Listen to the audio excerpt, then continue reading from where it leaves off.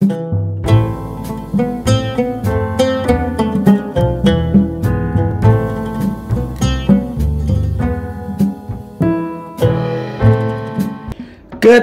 kita usaha budidaya lele, ada kejadian-kejadian yang mungkin menurut kita hal yang biasa. Padahal hal tersebut bisa menjadi kebangkrutan untuk usaha kita. Hal-hal yang kita anggap sepele tapi berpotensi membuat kita rugi besar. Jika dilihat sepintas saja, mungkin hal ini tidak terlalu beresiko tinggi. Akan tetapi sebenarnya tidaklah seperti itu. Hal ini sangat berbahaya dan berpotensi membuat para pembudidaya jatuh miskin. Inilah 7 hal yang akan membuat pembudidaya rugi dan miskin atau gulung tikar jika terus-terusan melakukannya. Apa saja 7 hal tersebut? Ayo kita simak. Nomor 7, salah memilih bibit lele. Kalau mendengar 2 bulan setengah panen, 2 bulan pas panen, atau 3 bulan usaha ternak lele panen, semua hal yang berbau kecepatan panen semakin menyemangati kita untuk terjun ke bisnis ini. Padahal untuk mencapai panen, salah satu syarat yang harus terpenuhi adalah kualitas bibitnya. Sehebat apapun pakan kita, probiotik kita, semodern apapun sistem kita, sebagus dan semewah apapun kolom kita, kalau bibitnya tidak berkualitas, hasilnya tidak akan sesuai harapan. Pemilihan bibit lele pun sangat berpengaruh terhadap hasil akhir. Semakin baik kualitas benih ikan lele, maka semakin tinggi pula persentase keberhasilannya. Sebaliknya, salah pilih bibit lele akan menyebabkan resiko kegagalan tinggi di budidaya lele. Agar tidak gagal di bisnis ini, pembelian bibit harus dari sumber penjual yang terpercaya. Tanya, ini sortiran bibit keberapa ya kepada si penjual? Ini hal yang wajar, jangan malu-malu. Daripada kita yang kena resiko sulit nantinya, indukannya dari mana, dari balai perikanan bersertifikat atau dari petani yang memang berpengalaman teruji di bidang pembibitan ini.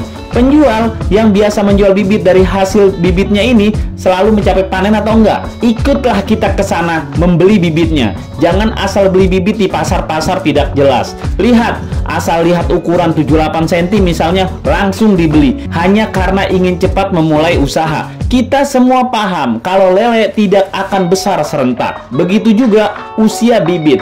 Ketika si petani ngawinin lele, dari bibit disortir, mana yang gede dijual, mana yang kecil digedein lagi. Seminggu kemudian disortir lagi, yang gede dijual lagi, yang masih kecil digabung lagi, sama dikawinin sama yang bibit-bibit yang masih lama, yang masih belum besar, dan seterusnya begitu sampai sortir kelima atau keenam mungkin. Bibit yang tadinya kecil-kecil bantet itu barulah mencapai besar 78 cm. Nah, baru dia jual ke kita. Kalau di tempat asalnya saja besarnya segitu lama, apalagi di tempat kita nantinya. Bisa-bisa habis-habisan pakan kita kasihin ke dia, besarnya enggak. Karena kalau sudah ketemu bibit bantet, sudah pasti kita akan rugi. Makan banyak, gedenya enggak. Pemilihan bibit termasuk poin penting kegagalan banyak petani-petani lele. Nomor 6, panen angkat semua. Bagi kebanyakan petani yang tidak memiliki kolam banyak, panen angkat semua sebenarnya baik. Karena dengan begitu dia bisa mengisinya lagi dengan bibit yang baru dan memulai periode ternak lagi. Namun tanpa disadari ada kerugian besar di sana, di mana ikan-ikan kita baik ukuran kecil, sedang, dan besar pun diangkat semua. Logikanya ikan-ikan ini dahulunya kita beli dengan harga yang sama saat masih bibit. Namun karena proses ternak kita entah apa penyebabnya, intinya mereka pasti makan. Karena kalau tidak makan mereka pasti mati. Dan setelah mereka menghabiskan pakan kita, ternyata besarnya tidak serempak. Ikan ukuran sekilo isi 6. Kalau kita jual 100 kilo, maka ikan itu berjumlah 600 ekor. Ini pemahaman yang wajar. Jika kita jual per kilonya 20.000, maka total uang yang kita terima adalah 2 juta rupiah. Tapi ternyata di kolam itu masih banyak ukuran sekilonya 7, 8, 9, bahkan 10 atau 12. Jika ditotal mungkin jumlah ikannya ada 3000 ekor. Karena kita menjual secara borongan, maka dari seluruh 3000 ikan ini kita anggap saja ada 200 kilo. Jadi kita menerima uangnya 4 juta rupiah. Padahal jika kita sortir dan komitmen jual nanti di ukuran sekilo 6 nih, kita atur penggelompokannya dari 3000 ekor ini, mungkin kita bisa mendapatkan 500 kilo dan uangnya adalah 10 juta. Hanya dengan selisih waktu kesabaran kita mengurus ukurannya yang tidak serempak ini, kita bisa menghasilkan lebih banyak pemasukan. Antara 4 juta dan 10 juta beda jauh bukan? Dengan syarat kita memiliki banyak kolam lain untuk mengurusnya. Tetapi dibandingkan memulai bibit baru lagi, alangkah lebih cepatnya waktu panennya dengan cara ini. Si tengkulak yang membeli ikan kita pun pasti menyortirnya lagi. Mereka pun menempatkan ukuran yang tidak masuk pasar ke kolam mereka dan membesarkannya lagi selama 1 atau 2 minggu, baru kemudian menjualnya. Mungkin video ini terlalu singkat atau sulit dipahami. Ambil kertas dan pulpen, lalu buatlah oret-oretan dan hitung sendiri maksud dari konten ini. Nomor 5. Tidak paham probiotik, vitamin, dan obat lele. Ketika kita berternak, sudah pasti dalam perjalanannya ada batu sandungan masalah. Baik itu dari segi pakan, kolam, air, bahkan penyakit ikan lele. Biasanya karena minim pemahaman soal obat-obatan lele ini, resiko kegagalan para pemula sangat tinggi. Kita akui saja, kita memelihara makhluk hidup yang sama seperti kita, butuh makan dan bisa terserang penyakit. Pemahaman tentang obat-obatan harus kita mengerti, baik itu obat secara tradisional ataupun secara kimiawi. Penyakit ini, obatnya ini, penyakit itu, kasih itu. Ketika lele kurang nafsu makan, beliin saja kunyit, lalu diparut dan dibibis dalam campuran pelet agar kembali nafsu makannya. Hal-hal semacam itulah kita harus paham. Lele menggantung manfaat daun pepaya apa, bawang putih apa, buah pace dan lain sebagainya. Kembung, kasihkan campuran jahe di pakannya. Zaman sekarang semua bisa dipelajari dengan cepat. Daripada mengobati, lebih baik mencegah. Beri probiotik pun di mana-mana sudah mudah dan tersedia dengan berbagai macam tujuan manfaat probiotik, dari meningkatkan bobot, booster, hingga mengirit pakan. Kita tidak bicara obat ini baik atau buruk daripada menghujat sana sini. Sebaiknya pemahaman tentang obat-obatan ini memang harus kita mulai. Bertanyalah kepada petani-petani sekitar yang sudah lebih dulu beternak dan mencapai panen. Jangan bertanya kepada petani yang belum pernah panen. Dia aja belum panen udah ngajarin kita. Ilmunya belumlah teruji. Lele saya sehat semua, tapi kanibalnya tinggi. Kadang satu lele dikeroyok beberapa temannya dan dihabisi. Bagaimana solusinya? Oh gampang, kalau begitu mah kasih aja jus daun pepaya. Air perasannya dicampur ke bibisan pelet. Memang tidak menghilangkan sifat kanibal, tapi paling tidak meminimalisir sifat kanibalisme, keinginan makan daging sesama jenisnya. Nah, intinya sangat penting memahami semua obat-obatan, baik itu tradisional maupun kimia. Karena percaya atau tidak percaya, kita pasti akan menemukan di mana lele kita sakit, ngegantung, atau kembung. Minim pemahaman tentang obat-obatan, resiko kegagalan juga tinggi. Nomor 4. Kesalahan pelet expired atau jamuran. Beruntung kalau kita membeli pelet dalam bentuk karungan, karena waktu expirednya jelas tertera. Tapi bagi yang kiloan, kita tidak tahu ini barang lama atau barang baru atau mungkin sudah expired. Yang kedua adalah cara penyimpanannya. Mungkin saja waktu expired memang masih jauh, tapi karung pelet itu dalam keadaan terbuka. Angin dan bakteri masuk, menyebabkan pakan cepat rusak dan rentan ditumbuhi jamur. Walaupun secara kasat mata pelet ini masih terlihat baik-baik saja, daya serap si ikan pun masih bagus responnya. Tapi kita tidak pernah tahu kandungan yang sebenarnya. Tanpa terlihat mata, pelet yang kena angin atau sisa panen periode sebelumnya, tapi kita tidak simpan dengan baik, sudah pasti pelet akan jamuran. Bagi peternak senior pasti mengakui kalau pelet mudah sekali jamuran, apalagi jika disimpan di tempat yang lembab. Jamur akan menyebabkan pakan mengandung aflatoksin tinggi dan merusak kandungan gizi dan pakan. Seandainya dikonsumsi, fungsi liver lele akan terganggu. Penyakit perut kembung dengan bercak-bercak merah atau urat-urat merah terlihat jelas di bagian perut. Bisa jadi dari sini penyebabnya. Kematian lele pun sudah di depan mata. Jaga baik-baik pelet yang sudah kita beli. Sisa periode sebelumnya pun, atau mungkin yang sudah kita buka karungnya, tempat penyimpanannya harus benar. Jangan disepelekan, karena ribuan ikan yang kita pelihara, dari sinilah makannya. Kalau ini beracun, habislah ikan-ikan kita semua. Nomor 3, kesalahan memberi makan pakan pabrikan. Bicara soal pakan pabrikan, sudah pasti yang kita maksud adalah pelet. Pada dasarnya, memberikan ikan dengan pelet kering itu menyenangkan, tidak menyebabkan bau di tangan dan tidak kotor. Catatan penting, kita bicara secara logika. Pemberian pelet dengan cara ditebar langsung adalah cara yang salah. Karena setiap butiran pelet yang kita masukkan ke kolam akan mengembang. Bisa dibayangkan kalau kuota perut ikan lele itu sebenarnya 10 butir saja. Tapi dia makan mungkin lebih dari itu. Karena lele adalah hewan yang rakus. Dan lebih parah lagi, pelet itu tidak kita bibis. Pelet mengembang dalam perut yang mengakibatkan si lele kekenyangan dan menggantung.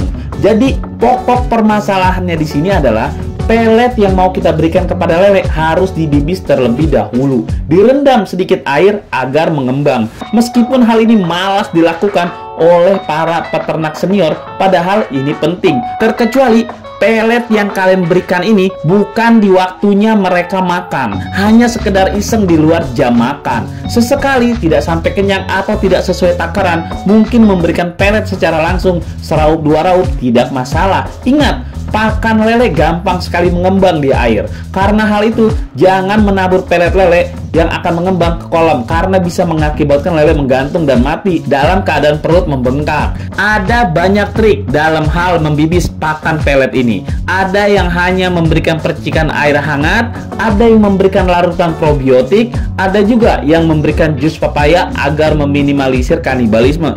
Apapun tujuannya, memberikan campuran saat membibis adalah cara yang tepat agar apapun yang kita beri itu langsung masuk ke tubuh lele. Yang penting dibibis, jangan tidak dibibis. Lele kalau sudah menggantung, baik itu kekenyangan ataupun sakit, agak sulit menormalkannya kembali. Karena kita harus tahu dulu, menggantung karena apa? Karena kekenyangan, atau karena pH air, karena penyakit, atau karena hal yang lainnya.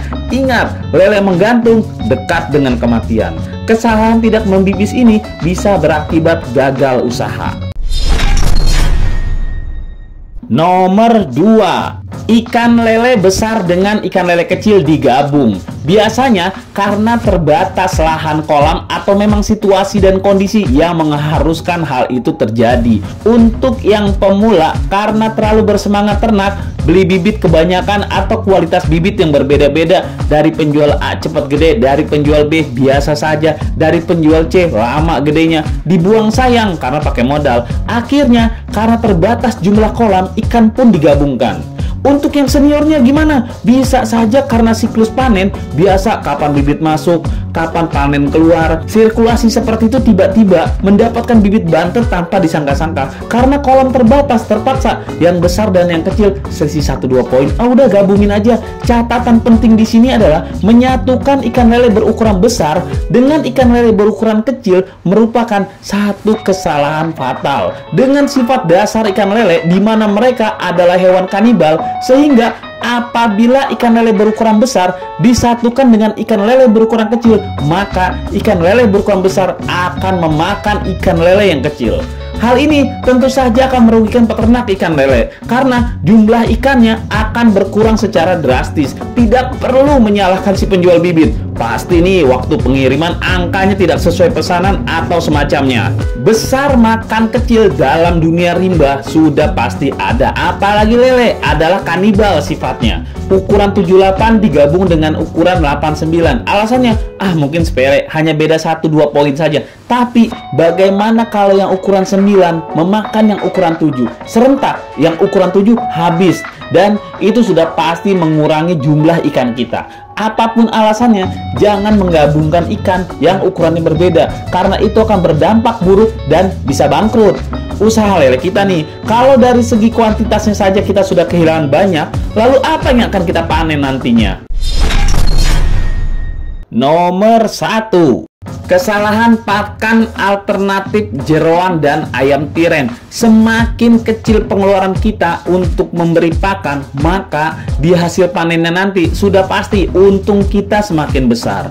Untuk lele, sudah pasti pakan alternatif yang memberikan keuntungan tinggi, harga murah, dan nafsu makan ikan tinggi adalah jeroan, usus ayam, dan ayam tiren. Banyak kesalahan para pemula terkait hal ini, menganggap pakan ini pasti disukai oleh ikan. Mereka pun antusias memberikannya dengan harapan berapa yang diberi itulah yang nantinya akan dipanen dengan jumlah kiloannya. Memang benar, dari segi hasilnya pakan jeroan seperti usus ayam, ikan runcak, ataupun ayam tiren sangat baik untuk lele. Selain harganya yang murah, pakan alternatif ini juga meningkatkan bobot pertumbuhan ikan dengan cepat. Namun perlu diperhatikan, pemberian pakan jeroan secara kontinu dapat menyebabkan penyakit tertentu pada ikan seperti penyakit kuning.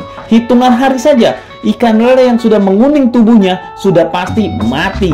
Walaupun terlihat sehat, lincah, tapi yang kuning tidak akan kembali seperti semula. Sudah pasti ini kerugian untuk kita, karena tengkulak pun tidak mau membeli lele yang kuning.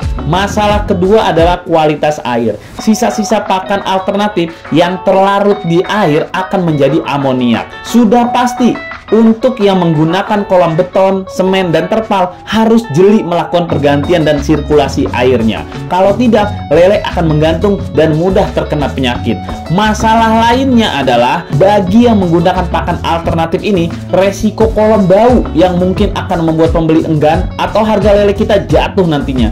Cek saja kolam-kolam empang yang menggunakan pakan alternatif, bagaimana bau kolam mereka. Dari semua permasalahan di atas, sudah pasti untuk tingkat kegagalan usaha menjadi beresiko. Disinilah dibutuhkan ilmu dan cara menanganinya. Bagaimana ikan bisa cepat panen, nafsu makan tinggi, dan harga beli pakannya murah. Nah, itulah diskusi kita. Tulis di kolom komentar apa yang kamu pikirkan agar kita bisa mendiskusikannya lagi. Yang belum subscribe, jangan lupa subscribe dan aktifkan lonceng agar channel ini terus terbangun dan kamu menjadi yang pertama mendapatkan pemberitahuan video untuk diskusi-diskusi kita yang lebih seru lagi.